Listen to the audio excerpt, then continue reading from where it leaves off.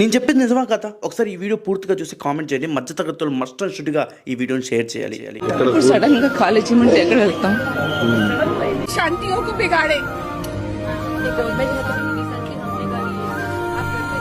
ఏంటండి టార్చర్ పిల్లలకి? అసలు ఇప్పుడు ఎగ్జామ్స్ టైం వాళ్ళు ఎంత ఇబ్బంది పడుతున్నారు.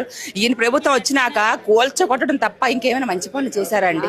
తెలంగాణ గవర్నమెంట్ మీ గాంధీ వారసులు అని చెప్పుకోవడానికి దాదాపు 5,000 కోట్ల ప్రజా డబ్బుతో 500 మంది ఇళ్లను ఖాళీ చేపించి వాళ్ళని రోడ్డును పడేసి ఇండియాలోనే అతిపెద్ద గాంధీ విగ్రహం కట్టబోతుంది. అది ఎక్కడ? మూసీ నది దగ్గర ఉన్న బాబు ఘాట్లో. యాక్చువల్గా వీళ్ళే గవర్నమెంట్ స్థలంలో అపార్ట్మెంట్స్ కట్టుకొని ఉంటున్నారని చెప్పేసి తెలంగాణ గవర్నమెంట్ చెప్తుంది. ఇదే గవర్నమెంట్ వ్యవస్థ నేను అడుగుదాం అనుకుంటున్నాను.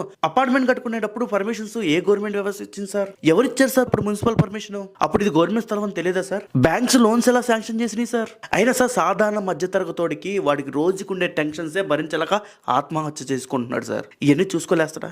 మానవత్వంతో ఆలోచిస్తే ఇది మీకు తప్పు అనిపిస్తుంది సార్. వాళ్ళ ఉసురు తలకూడదు మీకు. అయినా సరే ప్రతి ఒక్క స్టేట్ అప్పుల్లోనే ఉంది కదా సార్. ఈ విగ్రహ పాలిటిక్స్ ఎందుకు సార్? సరే విగ్రహ పాలిటిక్స్ చేయాలి అనుకుంటే ఏదైనా గవర్నమెంట్ స్థలం ఖాళీగా ఉన్న స్థలం తీసుకుని కట్టుకోండి. ఎవరొద్దన్నారు సార్? పాపం వాళ్ళు లోన్స్ తీసుకుని మరీ అపార్ట్మెంట్స్ తీసుకున్నారు సార్.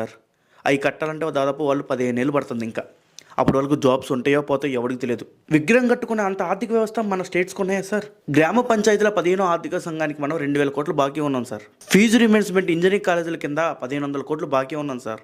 రాష్ట్ర ప్రభుత్వం ఉద్యోగులకి పెండింగ్ బిల్స్ దాదాపు 700 కోట్లు పెండింగ్లో ఉన్నాయి సార్. రైతు భరోసా బకాయిలు ఇంకా 516 కోట్లు పెండింగ్లో ఉన్నాయి సార్. చెప్పుకుంటూ పోతే ప్రతి ఒక్క రాష్ట్రం ఇలానే ఉంది సార్. అయినా ఫ్రీ బస్ పెట్టారు. టీఎస్ఆర్టీసీ కూడా నష్టాలే ఉంది సార్. గాంధీ గారి స్వతంత్రం ఇచ్చింది మధ్యతరగతులను ఇక్కడి నుంచి వెళ్ళగొట్టమని కదా సార్. గాంధీ గారి స్వతంత్రం భలే ఉపయోగపడుతుంది సార్ మీ వల్ల.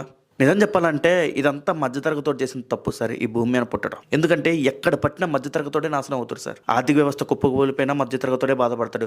కరోనా లాంటి రోగాలు వచ్చినా మధ్యతరగతోడే బాధపడతాడు. ఉన్నటువంటి గవర్నమెంట్లు పడిపోయినా మధ్యతరగతోడే బాధపడతాడు సార్. ఒకప్పుడు హైదరాబాద్లో 50,000 వస్తే హ్యాపీగా బతకచ్చు, కొంచెం డబ్బులు సంపాదించుకోవచ్చు సార్. అప్పుడు రెంట్లు తక్కువే, ఫ్లాట్లు తక్కువే. ఇప్పుడు సార్ నెలకి ₹1,00,000 వచ్చినా కానీ ఇంకా అప్పులు చేసి ఈఎంఐలు చేసి బతకాల్సి వస్తుంది సార్. ఉద్యోగం చేసేవాడు ఆనందంగా ఉన్నారని మీరు అనుకుంటున్నారు సార్. నిజంగా చెప్పాలంటే ఎవరు లేట్ సార్. ఓకే అన్ని బాగుంటే మధ్యతరగతోడు సంతోషంగా ఉన్నాడని దేవుడే దెబ్బకొత్తారు సార్. ఈ సంవత్సరం అన్ని బాగున్నాయి, హ్యాపీగా ఉన్నావు, ₹10 మిగిలి అనుకుంటే ఏదో ఒక రోగం పెట్టి లేకపోతే ఇంట్లో వాళ్ళకి ఏదో ఒకటి పెట్టి పోరా మూసుకొని డబ్బులు ఖర్చు పెట్టుకోని చెబుతారు సార్. లేదా స్టాక్స్ మార్కెట్లోనో ఎవరికో డబ్బులు ఇస్తే పోగొట్టుకోవడం ఇలానే ఉంటుంది సార్ మధ్యతరగతోడి కుటుంబం. దయచేసి మధ్యతరగతోడు అసలు ఈ భూమి మీద పుట్టకూడదు అనుకునేటట్టు చేయమాకండి సార్. ఇప్పటికే అప్పులు బాధలు ఎక్కి వర్క్ చేయలేక హార్డ్ వర్కులు చేయలేక ఆత్మహత్యలు చేసుకుంటున్నారు మధ్యతరగతులు. దీనిపైన మీ అభిప్రాయాన్ని కామెంట్ బాక్స్లో కామెంట్ చేయండి.